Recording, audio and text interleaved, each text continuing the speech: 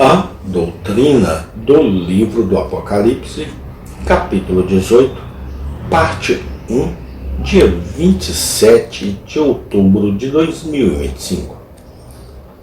Revelação em glória, a alegria da morte e do céu.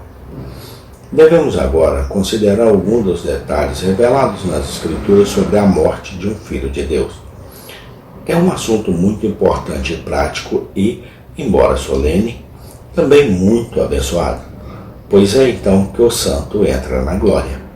Que fique claro que se estivermos preparados para a convocação de Deus para passar desta vida, então seja seu mensageiro a morte ou o aparecimento do Senhor da vida, estaremos igualmente prontos. Por outro lado, aqueles que estão despreparados para a morte, mas professam estar diariamente à procura dessa bendita esperança, estão lamentavelmente enganando a si mesmo, que estará entre os que serão arrebatados ao encontro do Senhor nos ares. O que dissemos aqui não requer nenhuma prova. É evidente que, como a saída de um santo desta cena é para que ele entre na presença de Deus, se ele estiver preparado para isso, não fará diferença para sua alma, seja a morte ou Cristo pessoalmente que o conduzirá para lá. Que o cristão certifique-se de sua vocação e eleição. 2 Pedro 1,10. Certificando-se de que ele tem um título válido para o céu por meio de Cristo. Romanos 5,11. É uma aptidão pessoal pelo milagre do novo nascimento. João 3,5. Colossenses 1,12. E ele não tem boas razões para temer a morte ou o retorno do Redentor. A morte pode ser definida como a dissolução daquela união que existe entre os elementos constitutivos da natureza humana e uma separação da parte imaterial do homem da material, uma emergência da alma do corpo. Mas essa separação no cristão por um tempo não produz separação de sua alma ou do seu corpo do Senhor Jesus. A união que existe entre os membros redimidos e regenerados do corpo místico de Cristo e sua gloriosa cabeça é indissolúvel e sem fim, e é tanto a base quanto a segurança de todas as bênçãos que desfrutam no tempo e na eternidade. Seu povo é tão verdadeiramente dele na morte como na vida. Sua união com Cristo é a mesma, nem seu interesse por ele é diminuído. Como o amado Walker disse, a aliança não apodrece na sepultura. Consideremos agora 4 expressões usadas no Novo Testamento em conexão com a morte de um crente, nenhuma das quais, note-se, contém a menor sugestão de uma experiência a ser temida. 1. O apóstolo Paulo falou de sua morte como a partida deste mundo, tendo o desejo de partir e estar com Cristo, que é muito melhor. Filipenses 1:23. A concordância de Young define a palavra como significando soltar uma âncora. É um termo náutico que descreve uma embarcação deixando suas amarras temporárias. A figura é sugestiva e pitoresca. A hora de velejar chegou. A âncora é pesada.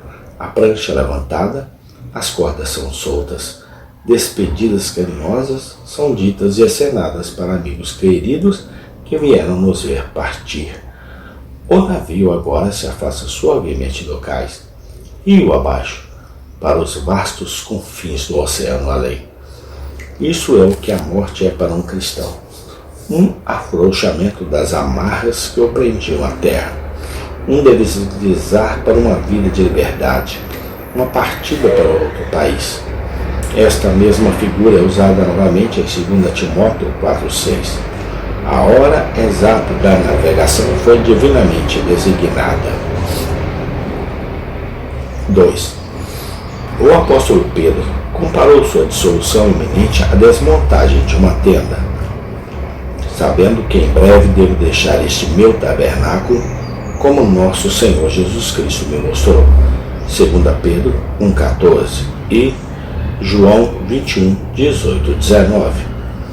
No versículo anterior, ele havia falado similarmente de seu corpo, declarando que continuaria insistindo com os santos em suas obrigações e deveres, enquanto estiver neste tabernáculo, ou melhor, tenda, o corpo, por cujas necessidades a maioria de nossos companheiros está tão ansiosa como se fosse o homem inteiro. É apenas uma tenda. A figura é muito sugestiva. Uma tenda é uma estrutura frágil, projetada apenas para ocupação temporária. É adequada para uso no deserto e é trocada por uma casa eterna nos céus. No versículo, Pedro empregou uma metáfora mista, como Paulo fez em 2 Coríntios 5, 1 a 4, onde o desmoronamento da casa terrena de nosso tabernáculo é mencionado como sendo despido-se. Aqui, então, está o conceito cristão de morte. Não é mais terrível ou angustiante do que a remoção de uma tenda, que é facilmente desmontada, ou o despojamento de nossas roupas ao se retirar para descansar, para ser retomado ao amanhecer de um novo dia. 3. A morte é comparada a um êxodo. O termo é usado primeiro em conexão com nosso Salvador, quando ele foi transfigurado diante de seus discípulos no Monte Santo. Falaram com ele Moisés e Elias, que falavam da sua morte, que ele deveria cumprir em Jerusalém. Lucas 9:13. 1. A palavra grega é êxodos e é encontrada novamente em Hebreus 11:22, onde está registrado que pela fé José, quando ele estava morrendo no Egito, fez menção da partida, êxodo, dos filhos de Israel. Dificilmente se deve pensar que Moisés e Elias limitariam seu discurso à morte de Cristo, mas sim conversariam sobre os sofrimentos de Cristo e a glória que se seguiria. 1 Pedro 1:11. O Dr. Lightfoot era da opinião de que o êxodo de Cristo incluiu sua ascensão, apontando que o êxodo de Israel do Egito foi triunfante e vitorioso. O termo significa literalmente saída, e Manton considera seu escopo em Lucas 9:31, incluindo a morte de Cristo, ressurreição, Atos 2:24, e ascensão, Lucas 24. Pedro também fez uso do mesmo termo quando se referiu à sua própria morte, ou êxodo, 2 Pedro 1:15, dando-lhe assim uma aplicação geral a todo o povo de Deus. Amém. Tem continuação. Obrigado, Senhor, por todas as bênçãos que o Senhor tem nos dado. Ensina-nos cada dia mais na tua santa e divina palavra. Amém e amém.